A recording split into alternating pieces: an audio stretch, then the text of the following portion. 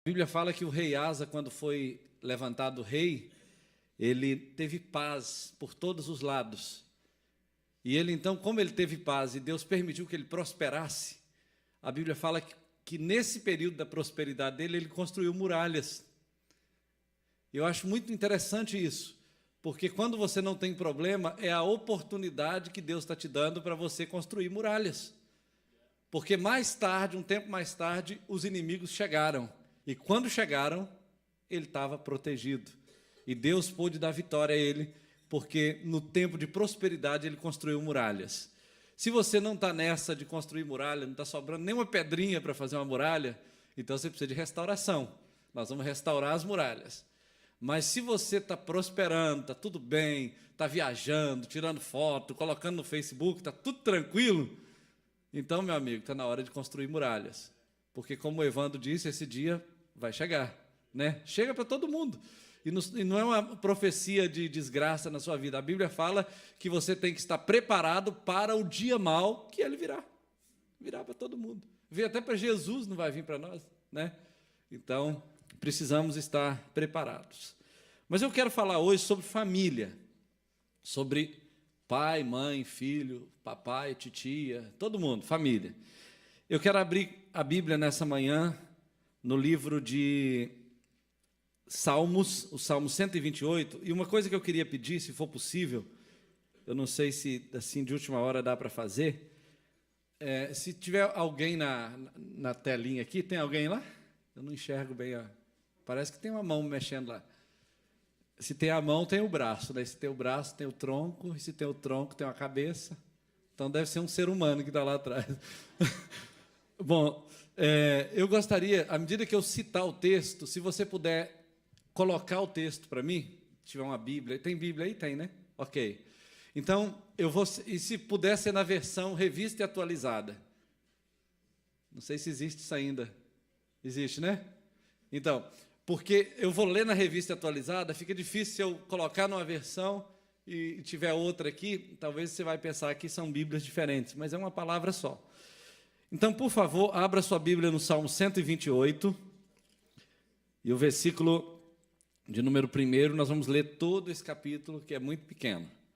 O texto diz assim: Bem-aventurado aquele que teme ao Senhor e anda nos seus caminhos. Do trabalho das suas mãos comerás, feliz serás e tudo te irá bem. A tua esposa no interior da tua casa será como a videira frutífera, teus filhos como o rebento da oliveira à roda da tua mesa. Eis como será abençoado o homem que teme ao Senhor. O Senhor te abençoe desde Sião, para que vejas a prosperidade de Jerusalém durante os dias da tua vida. Vejas os filhos de teus filhos, paz sobre Israel. Pai, nós te agradecemos nessa manhã, te louvamos pela tua palavra lida e oramos para que o nosso coração esteja aberto para receber a voz do Senhor, transmitida por meio dessa palavra escrita e lida, proferida nessa manhã. Fale conosco, guia-nos naquilo que tem que ser dito, naquilo que precisa ser aprendido, naquilo que precisamos, Senhor, para a nossa casa, para o nosso lar. Nós oramos a Ti no nome de Jesus. Amém e amém. Esse texto aqui é um texto do Antigo Testamento, obviamente, está no livro de Salmos, e é um texto que retrata um modelo de família das famílias judaicas. Todo judeu, quando lia esse texto, ou quando cantava esse pequeno trecho, porque Salmos é música, normalmente ele repetia isso, porque ele sabia que esse era um modelo de família que precisava ser praticado, precisava ser vivido, precisava ser experimentado.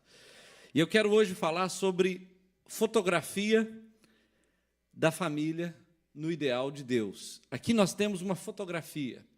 Uma vez eu estava lá no Rio de Janeiro, na casa de um amigo meu, que é um oficial do Exército. Ele mora na Vila Militar, para quem é do Rio de Janeiro deve conhecer. O pastor André deve lembrar, né? É em Resende, né? São 40 quartéis que estão ali dentro daquela Vila Militar. Capitão, general, todo mundo mora ali. E ele também mora naquela vila. E eu pedi ele para tirar uma fotografia minha, porque ele é fotógrafo, ele também tira foto no Exército. E aí eu falei, tira uma fotografia minha, porque todo mundo me pede uma foto de vez em quando, né, para espantar um gavião, para colocar nesses cartazes horríveis aí de eventos, né, que fica aquela carinha da gente assim, parecendo que já morreu. E aí eu falei, tira uma foto minha. Ele falou, não posso não, pastor. Aí eu falei, por quê? Ele falou, eu não tiro foto. Eu falei, tira sim, você é fotógrafo. Aí ele falou, não tiro foto. Fotógrafo, como eu, faz foto. Tirar a foto é pegar a máquina e tique. Ele falou, tem que preparar a luz, o ambiente, a regulagem da câmera. O Daniel sabe disso, né? Quem é fotógrafo aí, profissional, sabe disso. Então, ele falou, se você quer que eu faça uma foto para você, eu vou fazer. Mas tirar, não dá para tirar, não. Eu falei, então fabrica esse negócio. Aí ele foi e preparou a máquina e tirou a foto. Não fez milagre, não, mas realmente ficou boa. E aí, quando você olha para esse texto aqui, não dá para você fazer uma foto dele. Deus já fez. Não dá para consertar nada nesse texto, já está pronto. Não dá para você arrumar nada, editar, colocar no Photoshop. Essa fotografia aqui já retrata exatamente o que Deus queria para a minha família e para a sua família. Embora esse texto esteja no Antigo Testamento, esse texto retrata um modelo de família que até hoje precisa prevalecer, com algumas adaptações em relação ao entendimento que o judeu tinha do Antigo Testamento e ao entendimento que o cristão precisa ter do Antigo Testamento e do Novo. Porque nós hoje olhamos para o Antigo Testamento com os óculos, com as lentes do Novo Testamento. O judeu não tinha Novo Testamento e não cria em Jesus. Então, tudo que ele fazia para merecer algo de Deus. No nosso caso, nós fazemos porque nós já recebemos de graça o que Deus nos deu por meio de Jesus, e por isso nós precisamos fazer, porque é isso que nós somos. Foi isso que nos tornamos quando recebemos Jesus.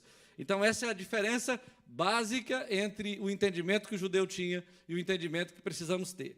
Mas esse texto começa falando que bem-aventurado é aquele que teme ao Senhor e anda nos seus caminhos. Esse texto está se referindo ao homem da casa. O sujeito oculto aqui é o homem. E ele começa falando com o homem. E até quando ele fala da mulher, ele não fala a mulher, ele fala sobre a mulher, deixando a mulher na segunda pessoa, porque Deus está preocupado, principalmente por causa do contexto do Antigo Testamento, preocupado em deixar claro que ele levantou o homem para ser sacerdote, para ser líder, para ser autoridade espiritual, para ser o pastor, para ser o capitão desse navio e para fazer diferença dentro dessa casa. Deus pensou nisso. E aí ele diz, bem-aventurado é aquele que teme ao Senhor e anda nos seus caminhos. A palavra bem-aventurado, ela aparece com dois significados muito interessantes, no primeiro versículo, no quarto e no quinto. São duas palavras hebraicas. A primeira é Aser, que se refere até ao nome de uma das tribos de Israel. Essa palavra significa feliz. E a palavra Barak, que é a segunda palavra que aparece nos versículos 4 e 5 e também no versículo 1, é uma palavra que se refere a abençoado do Senhor. Então, esse texto se refere a alguém que foi abençoado pelo Senhor e por isso ele é feliz. Então, quando você lê esse texto, Deus queria e desejava que nós olhássemos para ele dizendo assim, é assim que é aquele a quem Deus abençoa. Então o texto começa dizendo, bem-aventurado é aquele que teme ao Senhor e anda no seu caminho. Bom, esse texto faz pouco sentido para nós, porque é muito fácil você acostumar e até desvalorizar alguma coisa boa que você tem. Você tem um carro bom, compra ele caro, paga um valor alto nele, gosta dele, mas daí depois você está dirigindo na rua, vê um outro carro melhor, você fala assim, gente, aquele carro ali é bom demais. Então, você esqueceu que aquele que você comprou é muito bom. Então, para a gente saber o que é alguém abençoado mesmo, a gente precisa saber o que é alguém que não está abençoado. O que é uma pessoa não abençoada. Por isso, A única maneira de você saber o que é alguém não abençoado, você tem que ir para a Bíblia. E eu vou te mostrar na perspectiva do Antigo Testamento o que é alguém a quem Deus não abençoou. Como é essa pessoa? Por favor, eu peço que abra para mim em Levítico 26, a partir do versículo 14. Eu vou marcar o Salmo 128 para eu voltar nele. Levítico 26, e o judeu sabia disso quando ele lia bem-aventurado. Ele sabia o que era alguém que não era abençoado. Como era alguém que não estava debaixo da bênção do Senhor. Levítico 26, versículo 14 em diante, já está aqui.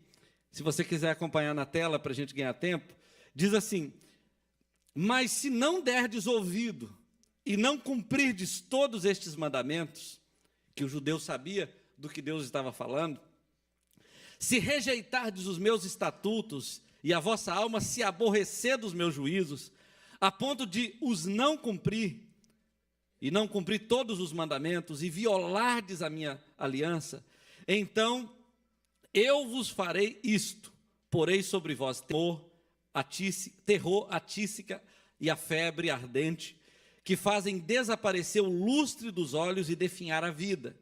E semeareis debalde. Sabe o que é debalde? Não é semear debalde, é semear em vão. Vai semear, mas não vai nascer.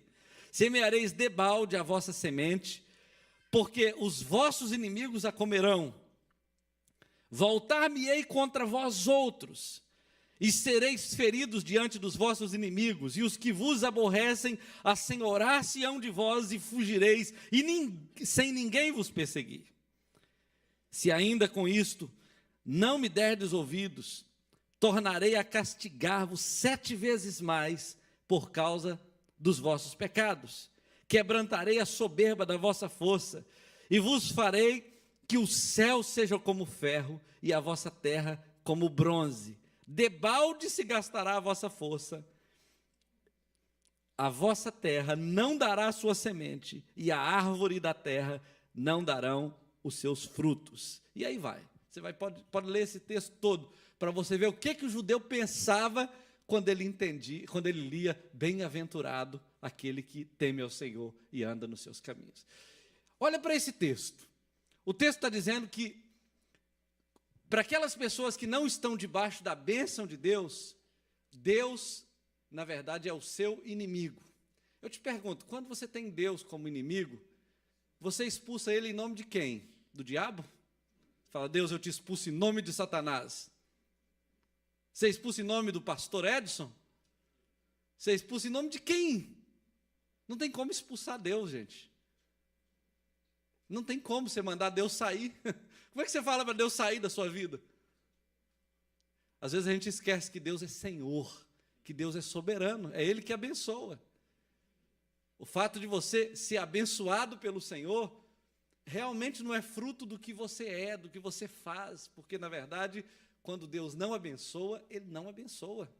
Quando Ele abençoa, é porque Ele quer abençoar, Ele é Senhor.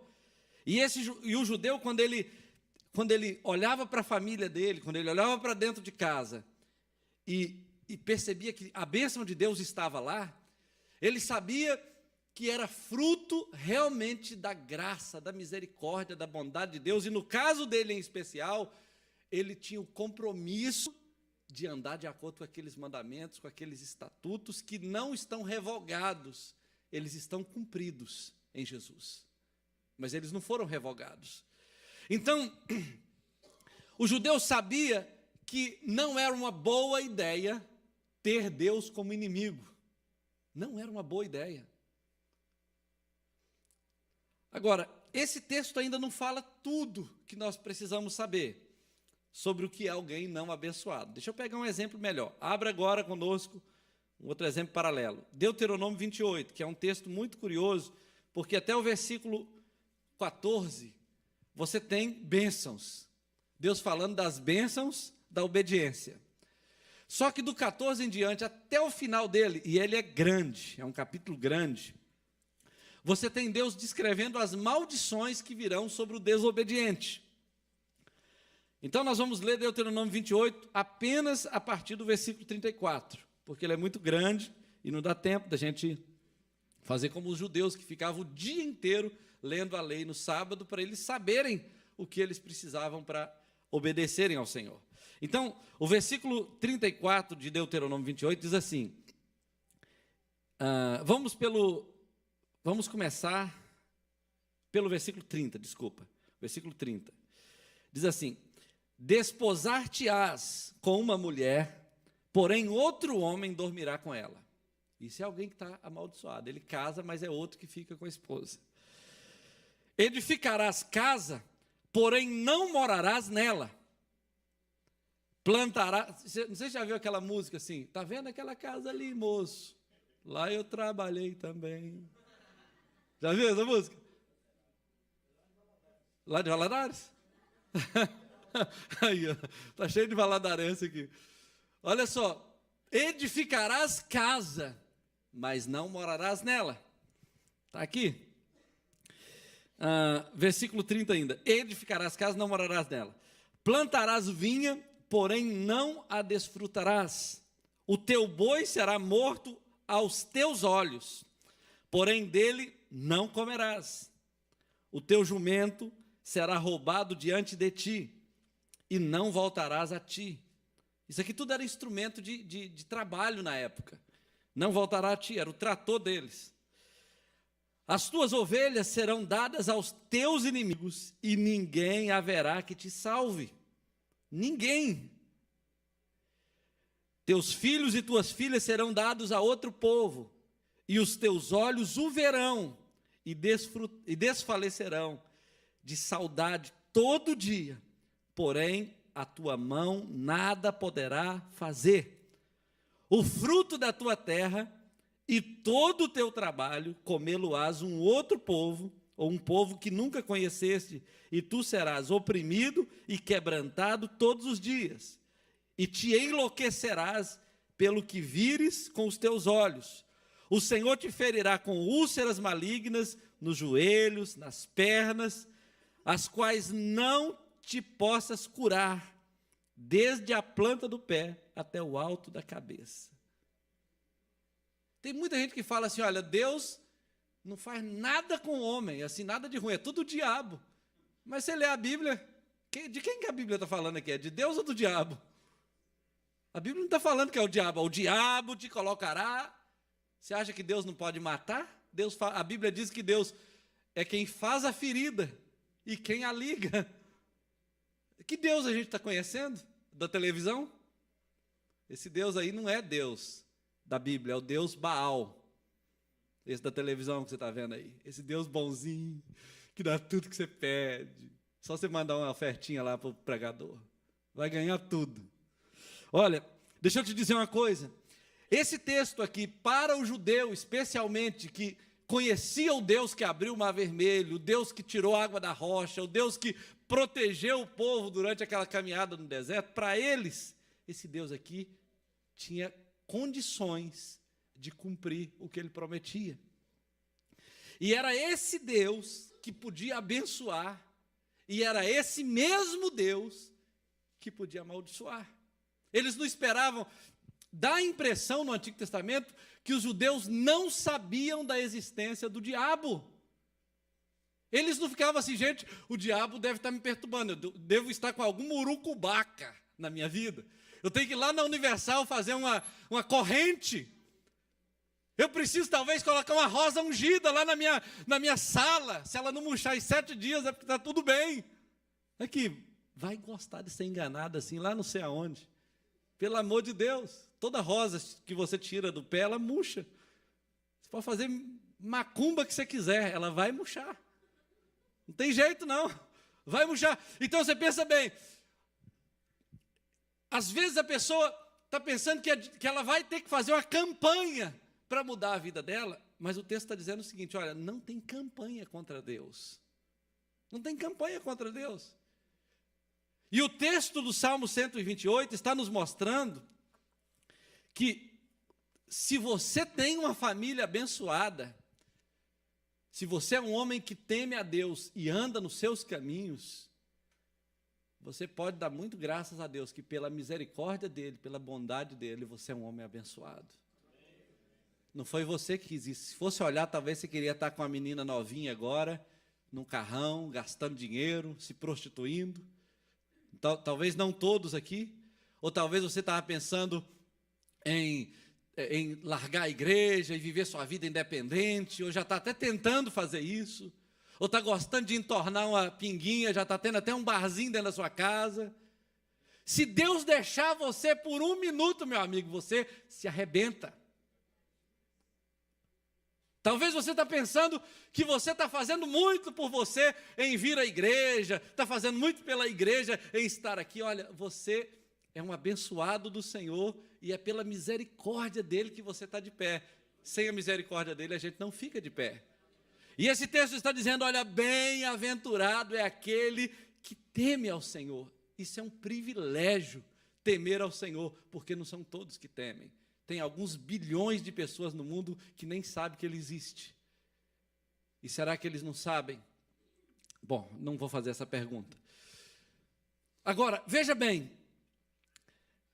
quando você lê esse versículo no Antigo Testamento, teme ao Senhor e anda nos seus caminhos, talvez como um bom cristão, você pensa assim, não, isso aqui se refere ao Antigo Testamento, então não se aplica muito para o Novo Testamento. Mas no Novo Testamento, Mateus 6,33, a Bíblia fala sobre você buscar o Senhor em primeiro lugar, buscar o Senhor e a sua justiça. Então, essa ideia de temer a Deus, de buscar ao Senhor, de colocar em primeiro lugar o reino de Deus e a sua justiça, na verdade, é uma ideia cristã também. Só que a diferença é que o cristão ele não faz isso para merecer, ele faz isso para revelar se ele é ou não cristão. Porque, na verdade, a Bíblia fala que para aqueles que são nascidos de Deus, os seus mandamentos não são penosos. Não é difícil ser fiel para quem é filho de Deus. Não é difícil amar a Deus para quem é filho de Deus. Não é difícil ter uma vida de oração para quem é filho de Deus. Não é difícil andar em santidade, em fidelidade, ter uma família abençoada para quem é filho de Deus. Difícil é para o ímpio ter que ser fiel. Difícil é para o ímpio ter que ser crente. Ter que ser crente, na verdade, já é uma evidência de que se não é crente. Agora, o Senhor fala que esse homem bem-aventurado, que teme ao Senhor e anda nos seus caminhos, tem algumas coisas maravilhosas que ele experimenta. A primeira delas é, do trabalho das suas mãos comerás, feliz serás e tudo te irá bem. É uma outra bênção grandiosa do Senhor. Porque a Bíblia fala em Deuteronômio 8:18, que Deus é aquele que nos dá poder para adquirirmos riquezas. É Deus. É Deus. Talvez você fale assim, não, eu trabalho 10 horas por dia, eu tenho tantos funcionários, ou eu trabalho em 2 ou 3 empregos, e eu, com a minha força, eu estou conseguindo emprego. Mas nem todo mundo tem a mesma força para sempre. Às vezes a pessoa dorme bem hoje, no outro dia ela já não está bem mais. Às vezes ela está andando assim, pisa num ressalto de meia incha, e ela pisa, entorta a coluna e fica não sei quantos meses com a coluna torta por causa de meia incha. Ou talvez, um amigo meu, recentemente aconteceu com ele, ele subiu uma escada, e aí quando ele chegou lá no andar, ele segurou no poste assim do deck, e o poste não estava firme, o poste caiu com ele caiu lá de cima. Quebrou não sei quantas costelas, estourou veia do coração, quase estourou a veia do coração, a aorta dele, e mais um monte de coisa, está todo machucado, está se recuperando aos poucos. Então, olha, queridos, Deus é quem realmente garante a nossa força, é Deus quem nos abençoa, e o texto fala o seguinte, esse homem abençoado, ele verá a bênção do Senhor, quando ele perceber que ele está comendo do trabalho das suas mãos, ele está sendo feliz, por poder acordar de manhã, trabalhar duro. E eu quero dizer uma coisa, dentro de uma casa é muito importante que os homens sejam trabalhadores, que os homens, aqui não precisa falar isso que por causa do dólar todo mundo gosta de trabalhar, mas às vezes o homem trabalha duro, e nem sempre a mulher vê isso como uma bênção, ela liga, você não vai vir não, você está demorando demais, o que você está fazendo, onde você está indo? Liga 200 vezes para ele de dia, não deixa o cara trabalhar. Acontece ou não acontece? Onde você está? O que você está fazendo? Você está em cima ou está embaixo? Você já foi ou já voltou? Terminou o que você falou que ia fazer? Nossa, que demora, não sei o quê. Larga dele, pelo amor de Deus. Deixa o cara trabalhar. Agora, ao mesmo tempo, o homem tem que lembrar de voltar para casa uma hora, né? Uma hora você aparece em casa, meu amigo, visita a sua casa, né? Não fica pensando em trabalhar em 200 empregos de uma vez, porque você tem uma família, e ter uma família é uma bênção de Deus, não é todo mundo que tem, não. Então, volte para casa também, não precisa ganhar todo o dinheiro numa semana só. Ganhe um pouco essa semana, outro pouco na outra, e saiba de uma coisa, se você morrer de trabalhar, é o segundo que vai ficar com a sua riqueza. Então, é melhor você desfrutar do que você tem logo. Porque viúva é quem morre, meu amigo. Não é não? Viúva é quem morre. Viúva é quem morre. Lá no céu você vai ser anjo, você não vai casar mais. Agora quem ficar aqui embaixo, né? Pegar um carrão novinho, uma casa bonita. Vai falar assim, Deus é bom demais. Então pense nisso. A Bíblia fala, do trabalho da tua mão comerás. Olha que promessa de Deus. Você sabe que eu sempre olho para esse texto e penso, Senhor, eu quero comer do trabalho das minhas mãos. E isso é uma coisa que significa o seguinte, olha, você tem que se esforçar o máximo por você. Eu inventei, pela misericórdia de Deus, eu consegui entrar no mestrado, que eu sonhei, mas não imaginei que eu entraria tão depressa, né? E aí, você sabe, meu inglês é top, né? Tanto para falar, para ouvir, para escrever. E eu saí de lá da primeira aula dessa semana com a ideia de que eu tinha que ler um pequeno livro de 36 páginas e mais 2 de 40. E eu já achava isso muito. Mas quando eu imprimi, na verdade, eu descobri que eram 196 páginas para ler de sexta-feira até hoje. Então, eu falei, eu estou aprendendo a ler ainda. Como é que se lê 196 páginas? A Bíblia fala que do trabalho da minha mão eu comerei. Então, eu sentei ali. A primeira noite eu fiquei até 1h30 da manhã. Trabalhei 9 horas e cheguei e fiquei até 1h30 da manhã. Depois, no segundo dia, acordei 5 e pouco e saí de novo. E no segundo dia fiquei até 2h30. E no sábado eu fiquei 11, mais ou menos, não, fiquei 13 horas lendo até terminar. E terminei. Porque a promessa de Deus é do trabalho da minha mão eu comerei. Isso quer dizer que eu tenho que trabalhar. Deus abençoou o meu trabalho. Agora eu estou entendendo o seguinte, Deus me apertou para eu aprender inglês. Eu estou pedindo, Senhor, me ensina inglês, me ensina inglês. Deus agora me deu a obrigação para fazer. Agora eu vou aprender inglês. Estou esperando a hora que eu vou começar a falar, assim não vou saber nem mais o português. Mas é promessa de Deus. É promessa de Deus que se eu trabalhar, eu vou comer do meu trabalho. Então, queridos, isso aqui é um modelo, é um retrato de família que Deus tem para nós. A Bíblia fala o seguinte, parando um pouquinho de falar do homem, agora a Bíblia vai falar da mulher. A tua esposa no interior da tua casa será como a videira frutífera.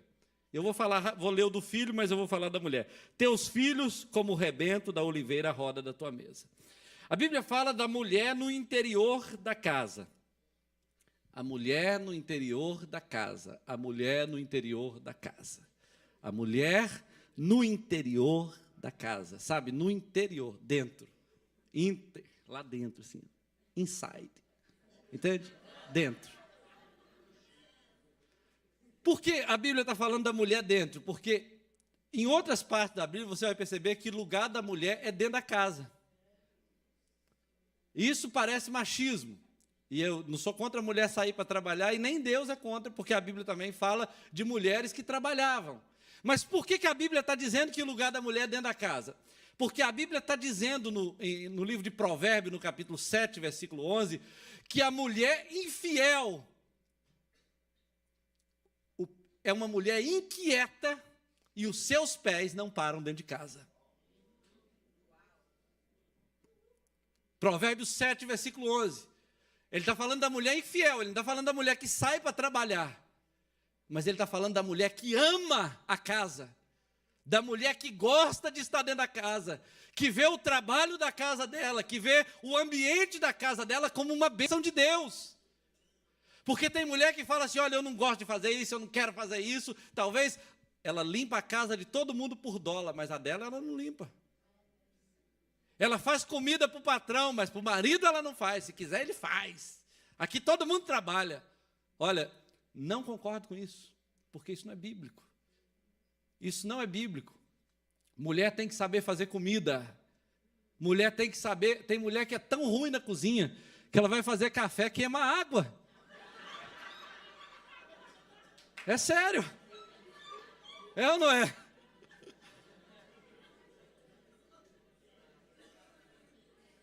Mulher tem que saber cozinhar, vai para o YouTube, aprende, liga para a vovó, pede uma irmã mais velha para te ensinar, mas a mulher precisa saber o valor que existe em uma mulher dentro de casa. Mulher dentro de casa significa ordem. Se tem mulher em casa, tem ordem. Tem ou não tem? Significa filhos disciplinados. Significa marido protegido. Alô? Estão entendendo aí? Tem muita criança aqui, mas a Bíblia fala em Cantares de Salomão que a mulher, quando ela está dentro de casa, ela é uma muralha para o seu marido. Eu não vou te perguntar muito diretamente, mas eu pergunto, você já aprendeu a construir muro, minha filha? Em torno do seu marido? Tem mulher que pensa que construir muro é ficar falando assim, onde você vai? Por que essa camisa bonita? Por que esse perfume?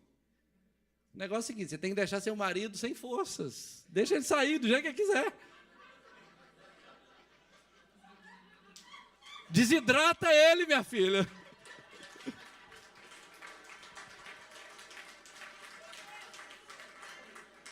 Desidrata ele, deixa ele sair. Pode soltar, pode dar o melhor perfume para ele. Ele está protegido. Ele está protegido.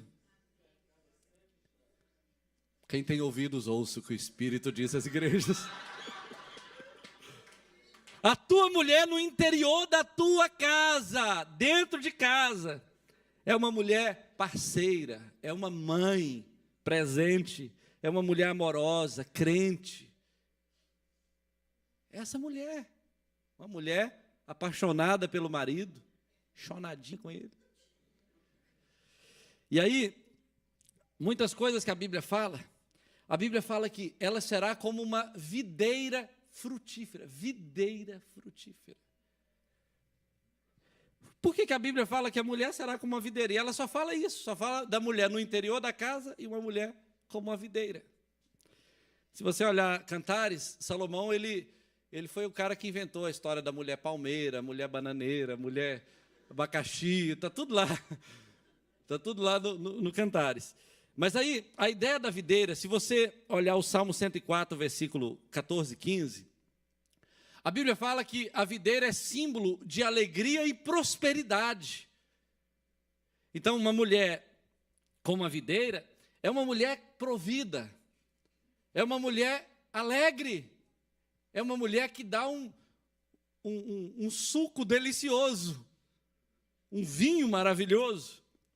E aí, o mais interessante disso, se você olhar, não precisa abrir, mas em Cantares 6 a Bíblia fala, Cantares 7, versículo 6, nós já até abrimos aí o Salmo 104, que fala da alegria, da prosperidade, mas Cantares 7, versículos 6 e 7, a Bíblia fala do amor do homem pela mulher, da mulher pelo homem, e ela descreve, Salomão falando, dizendo que o amor que ele sentia pela mulher dele, que ele sentia da mulher dele para ele, era como vinho.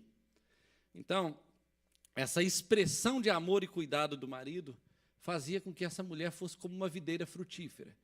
A ideia principal dessa frase, a mulher como a videira, é porque não existe videira frutífera sem cuidado. Você entende isso? Uma videira, ela tem um tronco dessa finurinha assim, ó.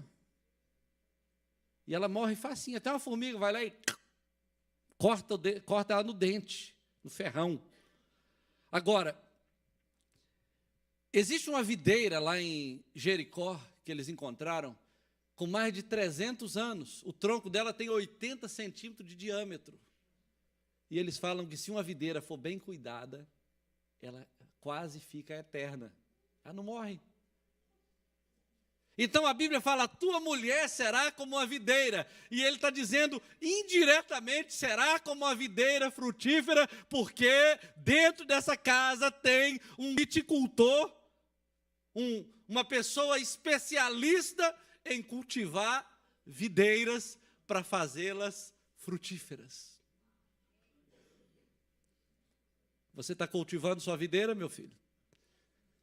Sim ou não? A mulher constrói muros, o homem cuida de videiras. Está pondo adubo? Está orando com ela? Deixa eu te falar uma coisa, mulher não vive só de joias.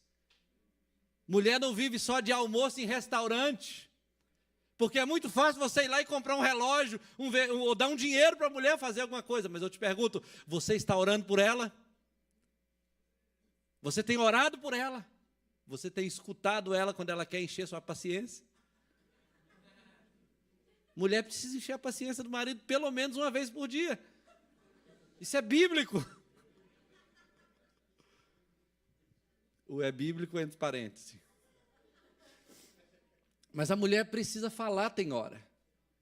E aí você, como um homem sábio, ouça.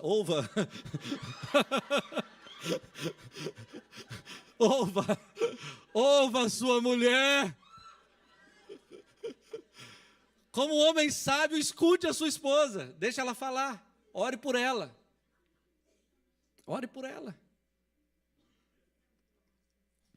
Isso é importante, queridos, porque a Bíblia está falando aqui de um homem que teme ao Senhor e anda nos seus caminhos. E aí, já acabou meu tempo. Não vou parar não. Não vou parar não. Estou só começando, espera aí, daqui a pouquinho eu paro. Esse relógio não é de Deus não, viu? Esse relógio é inimigo do Senhor. Brincadeira. Olha só, então vamos parar de falar da mulher. Os filhos. A Bíblia fala, os teus filhos serão como o rebento da oliveira. Bom ou ruim isso aqui? O que vocês acham? O que você pensa quando a Bíblia fala, meu filho será como o rebento da oliveira? Meu filho, meu rebento. O que a gente aprende com esse trem aqui? Olha, filho é igual um rebento. Rebento é aquele frutinho, aquele galinho que nasce, aquele broto, que nasce no pé da árvore, ou numa parte da árvore. E dependendo do broto, quando ele é muito saudável, muito forte, ele costuma sugar bastante a força da árvore. Ele vem com tudo, ele vem com vida. E ele costuma quase querer tomar o lugar da árvore. E a árvore fica até meio amarela para dar conta de deixar o brotinho crescer. Tem alguns casos que o broto fica tão forte que a árvore morre e o broto vira árvore. Não é assim? A ideia principal é o seguinte, cuidar de filhos dá trabalho. Cuidar de filhos exige de você. Você precisa aprender, você precisa dedicar, você precisa orar, você precisa escutar, entender, participar, fazer o que você não gosta, estar presente. Às vezes sair do trabalho mais cedo, ou até não ir ao trabalho para dar uma atenção a um problema que o seu filho está tendo. Às vezes a mulher está reclamando, olha, esse menino está assim, essa menina está assim, e o cara vira as costas e vai trabalhar, porque na cabeça dele a única coisa que ele tem que fazer é prover dentro de casa, mas não é. Eu conheço um menino, na verdade, lá no Brasil, que matou o pai e a mãe dele, e eles eram pastores conhecidos no Brasil, escritor famoso. O filho saiu daqui dos Estados Unidos, foi lá, pediu dinheiro ao pai para usar droga, o pai não deu, ele matou o pai e a mãe. E não é pastor pentecostal, não. É pastor tradicional, aquele povo certinho, que faz tudo direitinho. Como é que pode? Veja bem, deixa eu te explicar uma coisa. Desculpa, os pentecostais fazem também certinho. Não, porque às vezes a gente empolga, a gente ora, a gente repreende, pensa que deu certo. Mas, às vezes, esse povo faz tão certinho as coisas, não podia dar errado, mas deu. E aí, a Bíblia fala que o teu filho será como o rebento da oliveira. ao redor da tua mesa. Uma vez eu estava lendo um comentário sobre esse texto aqui, o autor falava o seguinte, que se uma família judaica daquele tempo saísse de lá e viesse aqui no Ocidente hoje, e visse como a família está hoje, um filho no quarto com o celular, o outro não sei aonde no videogame, o outro fazendo não sei o que com o namorado ou com a namorada, ou a mesma coisa, né, o contrário, mudando de sexo, etc., essas famílias ficariam escandalizadas, porque esse modelo moderno de família, ele é anticristão, ele não é bíblico. Na verdade, ele é uma aberração do que poderia ser uma família. Então Deus está dizendo o seguinte, olha, os teus filhos precisam estar ao redor da tua mesa quando necessário, para você olhar para aquela família e ver que essa família é uma família abençoada e que você é um cara abençoado. Se você chama seu filho, ele não vem, se você quer orar com ele, ele não aceita, você tem que avaliar que bênção é essa que você está tendo, porque daqui a pouco esse menino vai crescer. E existe uma estatística que diz que na terceira geração, dependendo do estado de fé do pai e da mãe, na terceira geração, os filhos que nascem nem crentes são. O problema é que parece que na primeira geração, nós já estamos perdendo nossos filhos. Por que estamos perdendo? Porque nós não estamos investindo como precisamos, como pai e mãe, no modelo de vida que precisamos ter. E aí, deixa eu te contar uma história. A Bíblia diz, lá no lá em 2 Crônicas, capítulo 21, versículo 10. Por favor, eu não sei quem está lá. Quem está lá? Na tela. Grazi. Bom, é uma pessoa chamada Grazi. Então, coloca para mim, Grazi, por favor, 2 Crônicas, não é Crônicas não, perdão, 2 Samuel 21:10. A Bíblia conta a história de uma mulher chamada Rispa, diga comigo, Rispa. Estou terminando já, Rispa. Essa mulher, o nome dela era Rispa e ela era filha de um homem chamado Aiá. Fácil de aprender, né? Aiá, o nome dela, o nome do pai dela. Essa mulher foi esposa de Saul, o rei de Israel. Ele era um homem bom ou não? O que vocês acham? O rei Saul. É a esposa do rei Saul, uma das esposas do rei Saul. O nome dela significa pedra quente, ou pedra que esquenta. Essa mulher, olha só o que o texto diz. Então Rispa, filha de Aiá, pegou um pano de saco e o estendeu para si sobre uma rocha. Desde o início da colheita até cair chuva do céu sobre os corpos, ela não deixou que as aves de rapina os tocassem de dia, nem os animais selvagens à noite. Essa mulher aqui estava fazendo isso em cima de 2 corpos dos filhos mortos que ela perdeu. Por que perdeu? Porque Davi mandou matar. Por que mandou matar? Porque o pai deles tinha quebrado um princípio que Deus tinha estabelecido com Israel lá atrás, quando eles possuíram a terra, de que não mataria os Gebionitas. Ele esqueceu disso. Mas aí, nos tempos de Davi, veio uma fome sobre Israel, porque Deus estava punindo a nação, porque Saul quebrou a aliança. Saul já estava morto, mas agora, por causa do ato de Saul, de não temer a Deus, de não guardar a aliança que Deus tinha com aquele povo, Deus vingou a maldição do pai naqueles filhos. E a mãe, que não podia fazer nada, colocou um pano sobre a pedra e ficou mais ou menos uns 3 meses sem dormir direito, sem comer direito, vigiando filhos mortos. Tem muita gente que quando acorda para fazer alguma coisa pelos filhos, para mudar de comportamento, para cuidar do exemplo, já é tarde demais. Você entende? Essa mãe aqui fez um sacrifício quase que impossível de se fazer, só que o que ela fez não valeu nada, porque os filhos já estavam mortos. Você está entendendo isso? Então, queridos, a Bíblia promete, para a gente terminar, que esse homem que teme a Deus, que anda nos seus caminhos, ele tem uma esposa dentro de casa feliz, frutífera, tem filhos abençoados.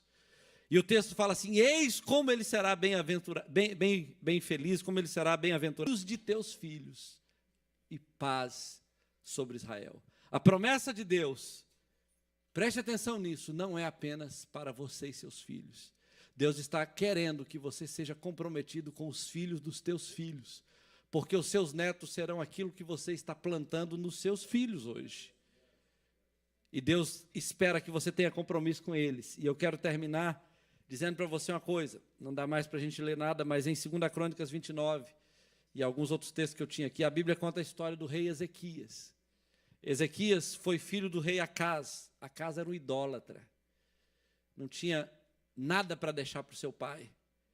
Ezequias não viu no pai dele nada para copiar para a sua vida pessoal. Aí ele foi para o avô dele era o rei Uzias, que morreu de lepra, porque se rebelou contra Deus. O avô dele também não prestava, prestou um pouco, depois não prestava mais.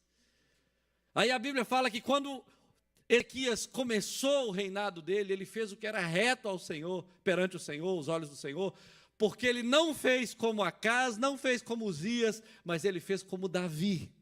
Ele buscou um modelo lá em Davi, e então começou a copiar esse modelo. Eu quero dizer o seguinte para você, talvez você olhe para a sua família, para o seu pai, para a sua mãe, para o seu avô, e não tem ninguém lá bonito assim para você copiar, no que diz respeito ao comportamento, no que diz respeito à fé, no que diz respeito ao modelo de vida que você poderia imitar. E talvez por isso você fez muitas coisas erradas na sua vida por falta de referência. Então a Bíblia diz que Deus também pode abençoar aqueles que copiam, que imitam a fé de homens e mulheres que não são da família, mas que foram homens de Deus, que foram mulheres de Deus, que tiveram uma vida exemplar e que serviram de modelo para você. Então, se você não tem nenhum modelo na sua família, você pode buscar esse modelo na palavra, pode buscar esse modelo na vida de um outro crente que você tenha observado, para você fazer aquilo que o Senhor está te desafiando a fazer. A verdade é que Deus tem a promessa de te dar uma família abençoada.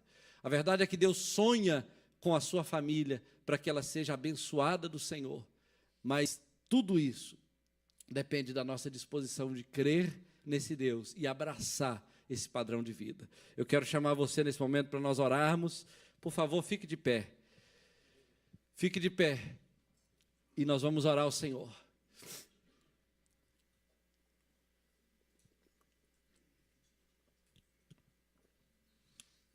Bem-aventurado aquele que teme ao Senhor e anda nos seus caminhos.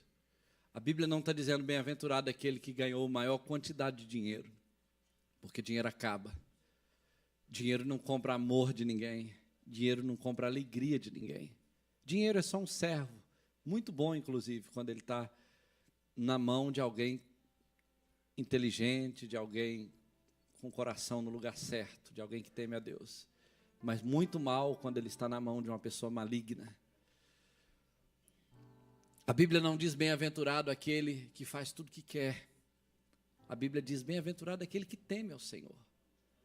Olha, a sua fé, o seu temor, o seu amor a Deus, até mesmo por ficar aqui no horário desse que todo mundo já deve estar com fome. O seu temor a Deus é uma bênção para você mesmo.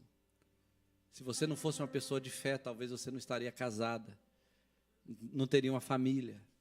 Se o seu pai não fosse uma pessoa de fé, talvez você não teria um lar para crescer, para viver.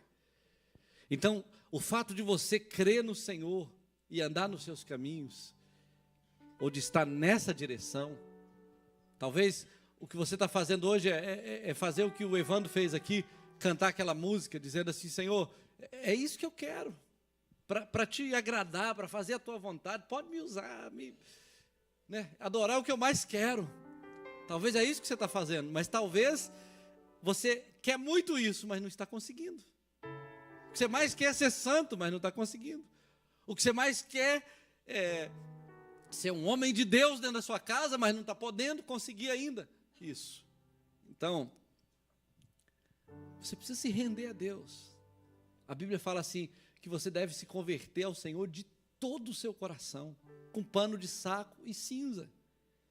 No sentido de que não dá para você ser um crente meia boca, um crente mais ou menos. Levar a vida cristã aos trancos e barrancos. Você precisa abraçar a fé em Jesus. Você precisa conhecer o que Jesus fez por você na cruz e o que significa isso para você no seu dia a dia.